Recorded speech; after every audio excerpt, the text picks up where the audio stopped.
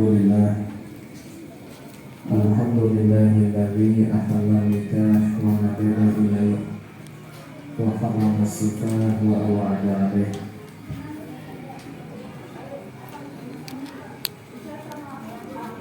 Ashhadu an la ilaha illallah wahdahu la syarika lah wa ashhadu anna sayyidana Muhammadan abduhu wa rasuluhu la nabiyya ba'dah.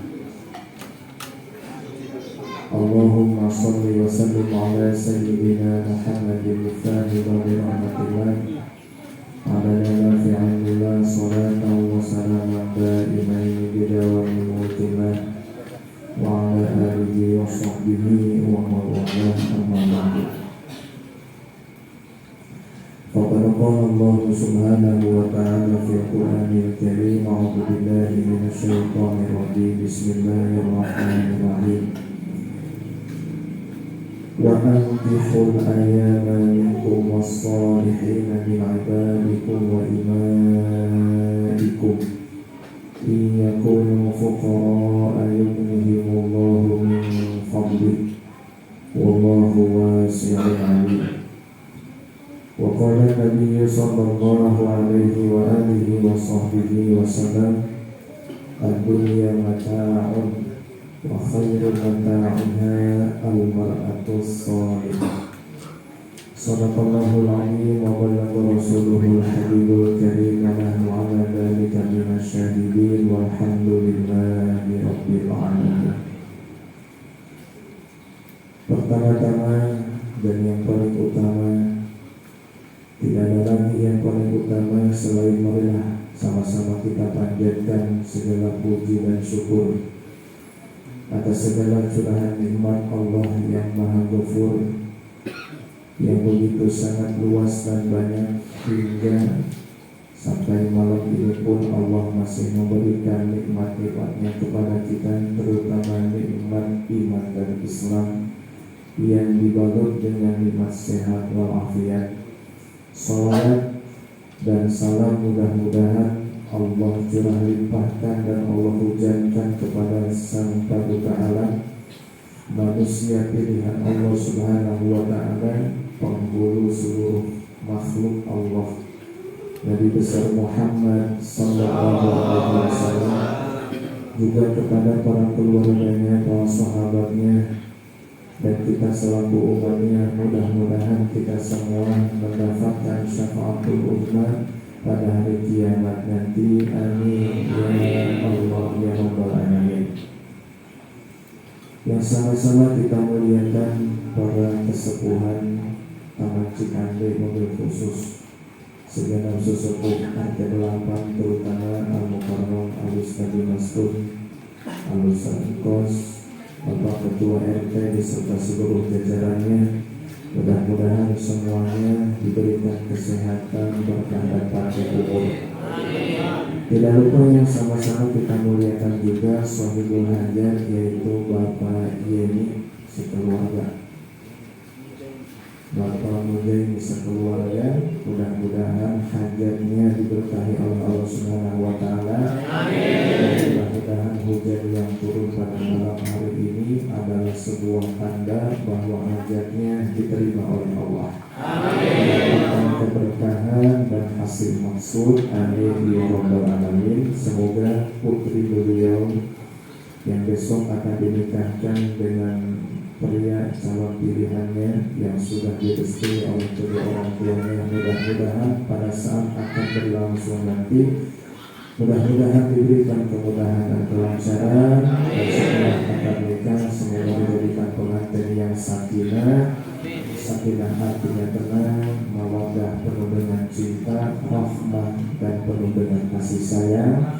Semoga kedepannya cepat diberikan keturunan yang soleh dan soleha, yang bisa menjadi anak-anak yang berbakti kepada kedua orang tuanya. Amin ya Rabbal alamin. Ibu dan bapak, saudara-saudariku, hamba-hamba Allah yang dimuliakan Allah Subhanahu wa Ta'ala, alhamdulillah, meskipun cuaca pada malam hari ini diguyur hujan, tapi tidak menyurutkan semangat kita, semangat ibu dan bapak hadir di tempat ini. Mudah-mudahan ini adalah sebuah saksi bersaksi di hari kiamat nanti bahwa di tempat ini, di waktu ini, pada satu hujan, lantai yang becek, ini semua menjadi saksi bahwa kita telah bersama-sama bertauhid kepada Allah, bertahlil, berzikir, membaca ayat Quran, berdoa dan mengaji, sehingga ini semua akan menjadi pertimbangan Allah untuk memasukkan kita ke dalam surga. Amin. Ibu dan Bapak yang berbahagia, sebelumnya mohon maaf atas keterlambatan dan mungkin saya tidak bisa panjang lebar. Insya Allah hanya 30 menit dari mulai salah, bukan dari sekarang. Kalau ini udah kepotong 10 menit ya.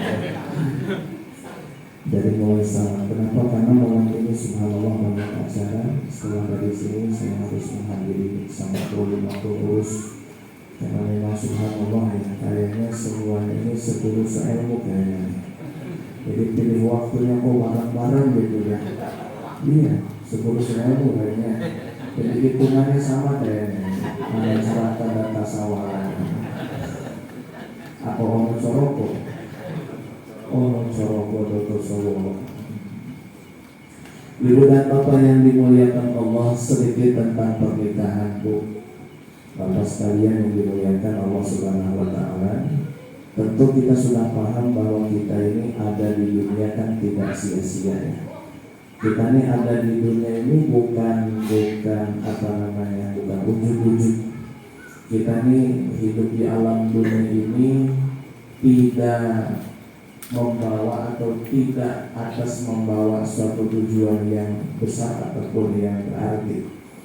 Kita hidup di alam dunia ini bukan sesuatu yang kebetulan. Bukan kebetulan bapak saya nikah dengan ibu saya, lahirlah saya. Bukan kebetulan.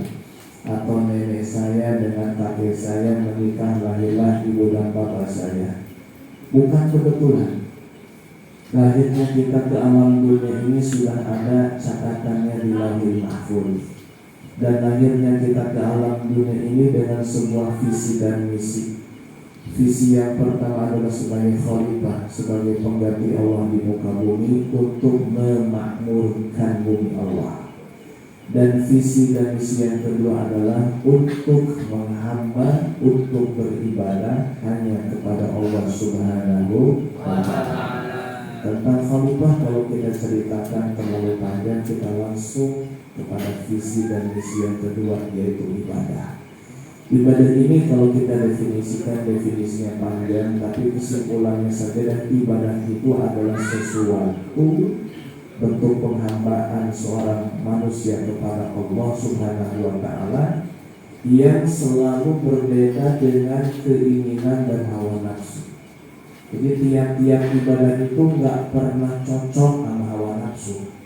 Tiap-tiap ibadah itu nggak pernah cocok sama syahwat kita. Ini kalau kita ngomong atau masalah nafsu kita bicarakan, Pak. Cocok ini kalau kayak gini hujan rintik ngapain kira-kira? Itu kan nafsu kita kan begitu kan? Ini duduk di sini kan melawan nafsu ya. Melawan nafsu kalau kita hanya bahkan ada berkat mungkin Bapak bisa beli di luar catering atau segala macam, nasi mungkin di rumah isi juga masak, kopi di rumah juga ada, rokok juga ada di rumah. Nggak ada, beli dulu ke warung. Artinya apa? Bukan karena hidangan yang kita inginkan, bukan karena berkat yang kita nanti dan kita tunggu, meskipun tetap dinanti juga. Buktinya kalau belum dibagikan belum pulang. Betul nggak? Tapi sejatinya bukan itu Pak, insya Allah. Karena saya yakin yang hadir di sini mampu kepada urusan itu semuanya. Kita hadir di sini dengan melawan nafsu yang luar biasa, melawan syahwat yang begitu sangat besar sekali. Jadi ibadah apapun itu nggak pernah terasa nikmat. Kenapa? Karena bertentangan terus dengan syahwat. Apapun itu jenis ibadahnya. Apalagi sholat, apalagi puasa, itu susah luar biasa. Tapi ada satu ibadah yang mungkin ini satu-satunya ibadah itu yang cocok dengan nafsu dan syahwat dan penuh dengan kenikmatan. Ibadah tersebut bukan sholat, bukan puasa, bukan zakat, bukan sholawah, apalagi ngaji. Ibadah tersebut adalah ibadah nikah. Nikah ini ibadah tapi cocok dengan nafsu, benar nggak? Apalagi nikah yang pertama cocok dengan nafsu. Karena nikah ini ibadah yang paling nikmat para hadirin sekalian. Kira-kira nikmatnya tidak? Nikmat kenapa? Masya Allah. Tapi jangan salah, nikmatnya itu bukan hanya pas gitunya doang. Nikmatnya itu bukan hanya pada malam pertamanya doang. Nikmatnya itu adalah sesuatu yang sesuai dengan nafsu kita, tapi bernilai ibadah. Sesuatu yang cocok sama syahwat kita, tapi bernilai ibadah. Coba bayangin Pak, menyentuh tangan istri, senang apa enggak? Nah, kok orang ngomongnya dulu.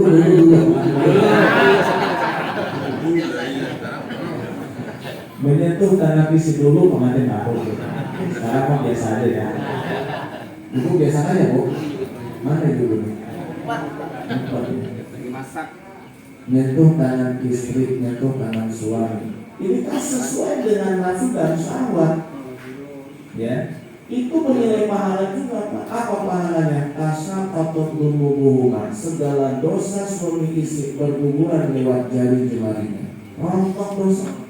Tidak baca subhanallah, tidak baca alhamdulillah, tidak sholat, bukan sholat, bukan puasa. Nyentuh tangan istri atau nyentuh tangan suami, bergandengan tangan, berjabat tangan suami istri, saling memegang, saling menyentuh. Ini dosanya jatuh di antara jari jemarinya. Subhanallah. Nikmat ibadah luar biasa, pahala melulu. Makanya apalagi bentar lagi menjelang Idul Fitri, menjelang Ramadan, itu kan pengen diajak ke mall, ke pasar. Itu jangan sampai lepas tangan itu. Lepas bahaya. Orang lepas mana? Terlalu ini kan muat. Tapi kan kita lihat hubungan itu niatnya apa? Biar diampuni dosa sama Allah. Sekalian dan kemana-mana dulu. Belum lagi pegang-pegang yang lainnya. Masya Allah, istri sadar diri mencium suami. Kan pahalanya seperti apa Pak? Kayak cium hajar. Emang pahala cium hajar asal kayak gimana? Hajar asal itu di hari kiamat nanti bersaksi Pak. Siapa saja yang telah mencium dia, yang udah pernah haji, yang udah pernah umroh, pastikan insya Allah pernah mencium hajar aswadnya. Hajar itu batu aswad hitam.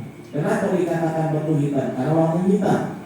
Tadinya enggak putih, ketika badannya menyentuh para pendosa jadi hitam. Cuma tetap itu berkaromah.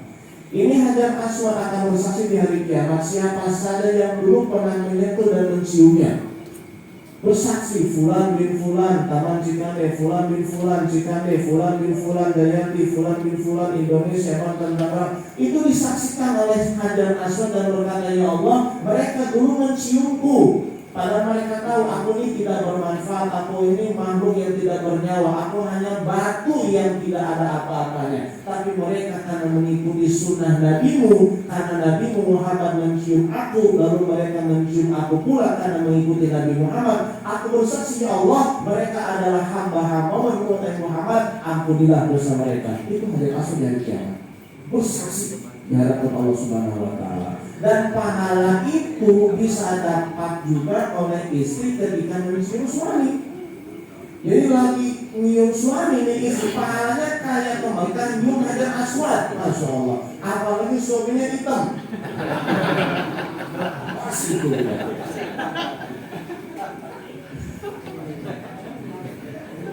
Pas itu makanya ibu cari mana tuh hitam kalau bisa.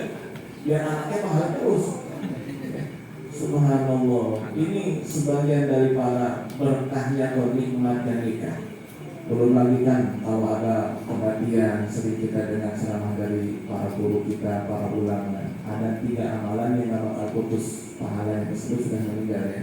Izamat menurut Adam inqata'a amaluhu illa min salatin. Ada 3 amalan yang ketika manusia meninggal gak bakal putus. Semua amalnya putus. Pahala sholat selesai, pahala ngaji selesai, semuanya selesai, final. Jadi yang kita dapat hanya apa yang sudah kita kerjakan saja, nggak lanjut. Ada 3 yang tetap lanjut pahala meskipun kita tidak melaksanakannya lagi, tapi pahalanya ngalir terus. Salah satu daripada 3 pahala ini adalah anak soleh. Ini bukan anak Pak Soleh, anak soleh ya. Atau yang lebih tepatnya anak yang soleh. Kalau nggak pakainya takut dikira anaknya Pak Soleh. Anak yang soleh. Anak yang soleh itu Pak, Masya Allah, jangankan mendoakan orang tua, tidak mendoakan orang tua pun ibadahnya tetap orang tua dapat pahala. Setiap kali anak tersebut baca Quran, nggak didoain orang tuanya, pahalanya nyampe. Tiap kali anak itu sholat ke masjid, nggak dilihatin pahala untuk bapaknya, untuk ibunya, pahalanya nyampe. Terus nyampe. Masya Allah, anak yang soleh. Dan salah satu mungkin satu-satunya cara biar kita punya anak yang soleh, langkah pertama adalah harus menikah. Kira-kira kalau nggak menikah punya anak soleh nggak? Kalau punya anak doang sih bisa ya, tapi anak haram kan begitu.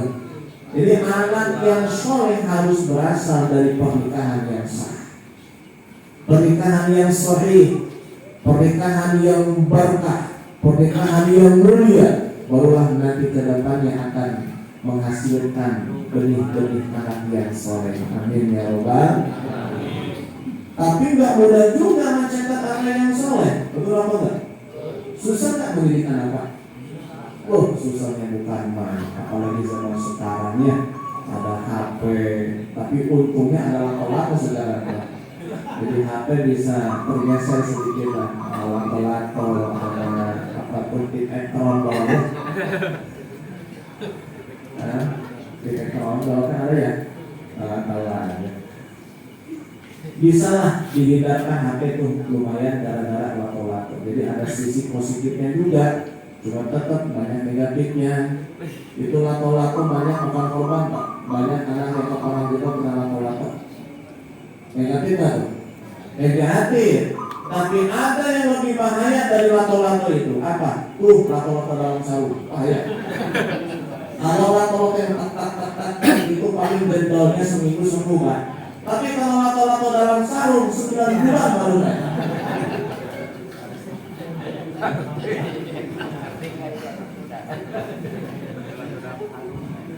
Subhanallah. Jadi nggak mudah mencetak anak yang soleh, susah luar biasa. Makanya kalau kita pengen punya anak yang soleh, anak yang nurut, coba ikutin para ulama. Kita lihat coba satu persatu lah, yang dekat-dekat aja nih. Almarhum Abu Yadim Yati Cara Sarif Pandeglang. Anaknya semua jadi ulama, nggak ada yang gagal satupun. Semua ahli ilmu.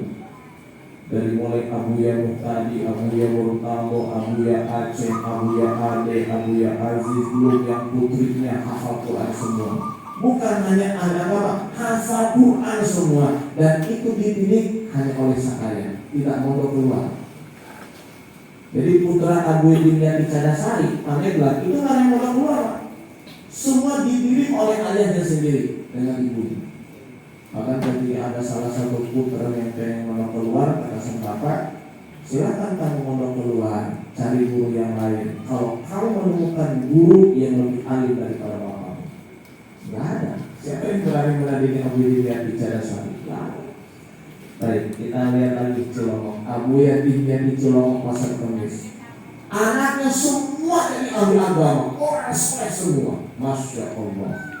Kejauhan Pasar Kemis lah. Ini yang dekat Abah Haji Janabi Kebun Jeruk. Anaknya Pak, tidak ada yang gagal. Semua ahli agama, soleh ahli ibadah. Masya Allah. Kalau urusan dunia malah orang bisa cari sendiri, punya akal sendiri Pak. Orang itu sebetulnya ya, meskipun kagak sekolah, urusan dunia mah bisa diotakin. Banyak tuh pengusaha yang SMA gak lulus. Banyak pebisnis yang SD saja cuma kelas 3. Betul apa enggak? Urusan dunia bisa diatur dengan otak. Insya Allah kita ini punya perut lapar, kita mikir gimana caranya kenyang. Kita punya tenggorokan haus, mikir gimana caranya saya bisa minum. Otak mikir. Ya, bahkan maaf ada yang sampai S3 tapi nganggur gak kerja. Ada nggak tuh? Dunia itu, tapi urusan agama gak bisa mikir sendiri Pak, harus ngaji betul sama ahlinya, sama gurunya. Gimana tuh mereka bisa mencetak anak-anaknya jadi ahli agama? Subhanallah. Ternyata gak sembarangan. Dari mulai bikinnya pun gak sembarangan. Kalau kita kan langsung eksekusi aja. Benar gak? Kapan kita mau langsung rentas. Tapi kalau ulama enggak, bisa kasih tahu. Salah satu cara ulama ketika mereka buat anak. Bagi yang di bawah 17 tahun, maaf.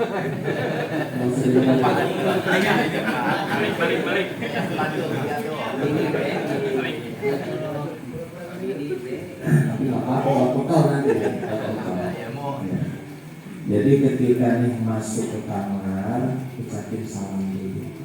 Assalamualaikum ya Sayyidal Amin. Assalamualaikum ya Babar Rahman. Nanti istri menjawab, waalaikumsalam ya Sayyidal Amin. Kemudian pegang kedua tangannya, lalu ucapkan raditu billahi robba. Kemudian pegang kepalanya, lalu ucapkan Allahumma inni as'aluka khairaha wa khaira ma fiha wa khaira ma jabaltahu 'alaiha wa a'udzu bika min syarriha wa syarri ma fiha wa syarri ma jabaltahu 'alaiha ya latiful Allahu nurun ala nur syahidul nur ala nabiyasa. Kemudian maaf pegang payudaranya sambil baca Allahumma sholli ala. Tapi begini jangan Allahumma sholli ala sayyidina Muhammad wa ala ali sayyidina Muhammad. Setelah itu cium kuping kanannya. Sebelum dicium kuping kanan, baca juga Bisam ini Allahu sami'un. Kemudian dicium lalu ditiup. Kuping kiri dibaca juga Bisam ini Allahu sami'un. Dicium lalu ditiup. Kemudian cium pipi kanan, cium pipi kiri, lalu baca doa. Apa doanya? Ya Karim, Ya Rahman, Ya Rahim, Ya Allah. Kemudian cium hidungnya, lalu baca apa? Setelah pipi cium hidung baca ayat dalam Quran surat Al-Waqiah. Farauhu wa raihanun wa jannatun na'im.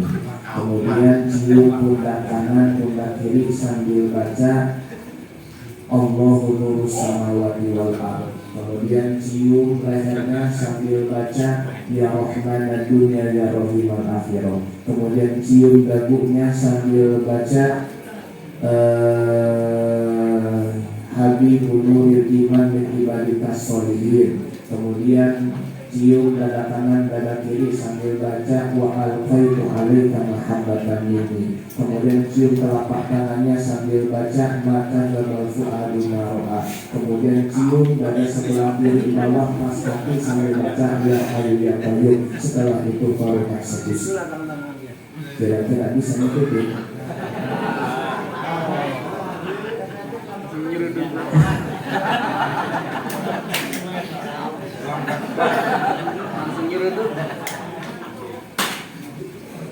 Nanti kesannya enak Pak, punya anak itu mudah diatur, mudah dididik. Atau saat kita pengen enaknya doang, kesannya itu sulit. Pengen enak langsung tidur. Sebenarnya sulit, didik anaknya capek, melawan. Mandi pagi aja, berantem dulu sama ibunya. Ya, mandi sore, berantem sama bapaknya. Dia boleh kayak gitu.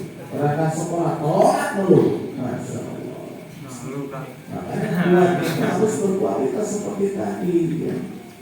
Lah Pak Ustaz, kalau begitu kan kepanjangan, doanya juga nggak hafal. Baik, kalau kita hafal minimal baca bismillah. Jangan disepelekan baca bismillah. Sebagian umat Nabi Muhammad saudara kita, bismillah aja kagak dibaca. Betul nggak? Saking udah nggak kuatnya, bismillah kagak dibaca. Pada bismillah ini jangan sampai nggak dibaca Pak. saya sebutkan satu keutamaannya. Man jama'a zaujatahu wa qala bismillah fa'atahu waladun. Siapa orang yang sebelum berhubungan dengan istrinya membaca bismillah. Bismillah, bapaknya mana? Bismillah. Lalu hamil dari hubungan itu, apa yang Allah akan berikan? Kata Allahu lahu hasanat bi'adad anfasi dari walad. Allah akan tulis pahala sebanyak napas anak tersebut. Jadi kalau anak umurnya panjang, napasnya kan sampai jutaan kali.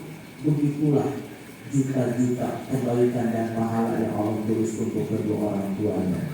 Kalau langsung ngisi hamil dari hubungan itu, ya ternyata baca bismillahnya malam Jumat, malam Minggu buat lagi gak baca bismillah. Lain aja urusannya nih. Jadi yang harus jadi itu yang dari baca bismillah. Makanya supaya kita nggak kecolongan, baca bismillah terus, Pak. Baca bismillah terus. Dajjal laknatullah alaih, Pak. Dajjal ini kan makhluk Allah yang paling durjana, makhluk Allah yang paling biadab, pembawa fitnah yang terbesar sepanjang sejarah alam semesta. Dajjal itu keturunan manusia, Pak. Jadi ibu dan bapaknya itu sebelum melakukan hubungan badan, mereka menyembah patung. Mereka menyembah patung anak sapi karena agamanya Yahudi. Kemudian si bapaknya ini kerasukan jin ataupun setan. Setelah itu baru mempergauli istrinya. Begitu dan seterusnya. Akhirnya hamil, maka hamil anak dari hasil hubungan suami istri yang disertai, yang ditemani, yang dibersamai oleh jin setan, oleh ifrit naudzubillah min dzalik. Maka anaknya jadi anak dajjal seperti itu.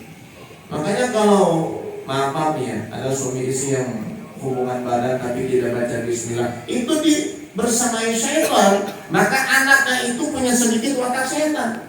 Bukan anak setan, bukan. Ada sedikit watak setan. Apa watak setan? Susah diatur, keras kepala, sombong. Itu watak setan. Mungkin dulu buatnya tidak baca bismillahirrahmanirrahim. Itu salah satu daripada begitu sangat nikmatnya nikah. Dari pernikahan kita bisa punya anak soleh. Mudah-mudahan ya, meskipun waktu tua dulu udah kayak gitu ya, mudah-mudahan ya, karena kan nggak tahu ya. Tapi kayaknya kalaupun nggak bakal malu ya. Mudah-mudahan lah anak kita Allah jadikan anak yang soleh. Karena meskipun kita begini jeleknya, meskipun kita begini banyak salahnya, tapi tetap hati kita mah gede, pengen punya anak soleh dan kita punya harapan besar, dan Allah insya Allah tidak akan menyia-nyiakan harapan kita. Allah tidak akan menyia-nyiakan cita-cita dan keinginan kita. Kita dikit-dikit juga dalam ibadah sama Allah, meskipun campur tidak ikhlas, tapi mudah-mudahan dengan segala kekurangan kita Allah menerima apa yang kita minta. Amin ya Allah ya Rabbal alamin. Hadirin hadirat yang dimuliakan Allah Subhanahu wa taala. Sedikit pesan bagi para pengantin baru ataupun yang mau menjadi pengantin baru ya. Hati-hati ya, menikah di bulan Syaban memang bagus, tapi ini menjelang bulan suci Ramadan. Memang pengantin baru kan tahu sendiri ya, nggak kenal waktu, siang malam hadir terus. Namun pengantin baru ini menjelang Ramadan ada puasa, lagi puasa Ramadan, awas jangan mempergauli istri. Lagi puasa, malam bebas terserah mau berapa kali juga. Siangnya lagi puasa jangan pergauli istri. Hukumnya haram, membatalkan puasa, dosa besar, wajib diqadha, tetap wajib melanjutkan puasa dan harus membayar denda, harus membayar kifarat. Apa dendanya kifaratnya? Memerdekakan, membebaskan hamba sahaya. Jika tidak mampu atau tidak ada, wajib berpuasa 2 bulan berturut-turut, tidak boleh batal sehari pun. Jika batal, meskipun hampir 2 bulan, wajib diulang dari awal. Ya, enaknya sebentar tapi dendanya besar. Tuh, makanya hati-hati ya. Hati-hati ya, pengantin baru atau calon pengantin baru atau mau pasangan yang dulu di sana itu. Bagi yang tanda atau punya budak misalnya, ini hati-hati ya. Nah malam aja, terutama nih cuaca dingin kayak gini, subuh itu waduh lagi sepi-sepi nggak ada orang, waduh, masya Allah itu ya. Maka usahakanlah pada subuh tidurnya di masjid aja lah dan pulang lah. Ya, kalau ke rumah mandi berangkat kerja udah begitu aman tuh. Nah, ya, kalau pagi habis subuh di masjid pulang ke rumah kerja berangkat jam 7 masih ada waktu 2 jam, khawatir. Ya, namanya setan apa? Aduh, masya Allah. Jangankan kita manusia kecil biasa, sekelas Nabi dan Rasul Adam alaihissalam tergoda oleh setan. Tergoda, apalagi kita yang ilmunya cuma secubit, imannya juga cuma serujung kuku, ya pasti. Jangan sampai kita menyepelekan hal tersebut, karena ini bukan hal yang kecil ya, tapi hal yang besar di hadapan Allah Subhanahu wa Ta'ala. Maka oleh karena itu, supaya pernikahan ini berkah, selamat, ya, supaya pengantinnya diberikan sakinah, mawaddah, rahmah, taqwa, maka harus utamakan perintah Allah yang paling utama, perintah Allah yang paling wajib, yaitu adalah sholat 5 waktu. Jangan sampai tidak sholat. Termasuk pengantin juga sholat. Ya, waduh, gimana bedanya dandanan bisa di make up lagi Pak? Yang penting sholat. Ya, waduh, repot tukang rias ya Pak. Biarin repot udah dibayarin ya. Ya, sholat. Ya, bapaknya sholat, ibunya sholat, menantunya sholat, pengantin laki-lakinya juga sholat, semuanya sholat. Insya Allah itu hajatnya berkah. Tapi kalau memang sulit bagaimana? Tamunya kebanyakan, dandannya kemendokan. Nah, ada satu solusi apa? Jamak. Jadi kalau dalam keadaan sangat sulit seperti itu, sulit sekali, nggak bisa tepat pada waktunya. Kalau mau sholat asal pada waktunya, ini pengantin laki-laki mah bisa, yang perempuan kan, waduh, udah berkaca 5 cm lagi. Gimana itu? Ini boleh ngikutin pendapat salah satu ulama yang mengatakan boleh dijamak. Tapi lebih bagus jangan tetap tiap waktu. Maka solusinya nggak apa-apa, ngakalin. Maksudnya gimana? Ya sholat duhurnya di awal waktu tuh. Nanti asalnya nggak apa-apa akhir. Ya biar make upnya nggak langsung hilang begitu. Karena kalau saya mau make up mungkin lain lagi pertimbangannya. Jadi bisalah kalau kita pintar-pintar supaya bisa sholat, bisa ya. Jangan kayak sebagian orang yang mentang-mentang banyak tamu, banyak yang datang, malah ada sholat. Ini Allah kan nanti marah. Tamu yang kamu undang sudah aku datangkan semua. Ini yang ngedatangin tamu siapa Pak? Allah. Meskipun hujan gede, alhamdulillah, meskipun petir menyambar, meskipun geluduk, meskipun gelap, kalau Allah mendatangkan aja. Betul nggak? Meskipun terang benderang, nggak ada angin, nggak ada hujan, jalanan tidak macet, tapi Allah nggak datangin, ada yang datangin? Nggak ada. Jadi jangan bikin Allah marah. Hei kamu, sudah aku datangkan tamu-tamu. Orang ini pada gede-gede semua, nggak ada yang kecil. Alhamdulillah. Kamu kita sholat, kamu lupa ya bersyukur kepada Tuhan. Itu nanti kata Allah. Nanti ke depannya makanya apa itu? Bisa jadi anaknya nggak soleh, bisa jadi rumah tangganya nggak maslahat. Tuh ya, maka jangan sampai kita meninggalkan sholat karena urusan dunia, karena urusan harta, karena urusan yang sifatnya hanya sebentar. Ibu dan bapak yang dimuliakan Allah Subhanahu wa Ta'ala, sudah setengah jam pas ya. Saya mulai dari jam 8:10, sekarang jam 8:30 lebih semenit ya. 80 menit itu ya. Cukup sampai di sini. Mohon maaf ya Pak ini ya, keluarga semuanya, ibu dan bapak, karena masih banyak kesibukan yang lain. Mohon doanya semoga kita doakan semoga semuanya. Mudah-mudahan kita semua diberikan kesehatan, diberikan panjang umur, diberikan barokah, diberikan kekuatan iman Islam, diberikan istiqomah, diberikan keturunan yang soleh dan soleha, diberikan harta yang halal, barokah dan melimpah, sehingga kita bisa ibadah dan sedekah. Semoga Allah mudahkan kita berangkat ke tanah suci, melaksanakan haji dan umroh. Mudah-mudahan kehidupan kita menjadi kehidupan yang berkah, selamat, bahagia, sukses dunia, kubur dan akhirat. Amin ya Allah ya Rabbal alamin. Lebih kurangnya dari saya mohon maaf. Hadani Allah wa iyyakum ajmain. Wassalamualaikum warahmatullahi wabarakatuh.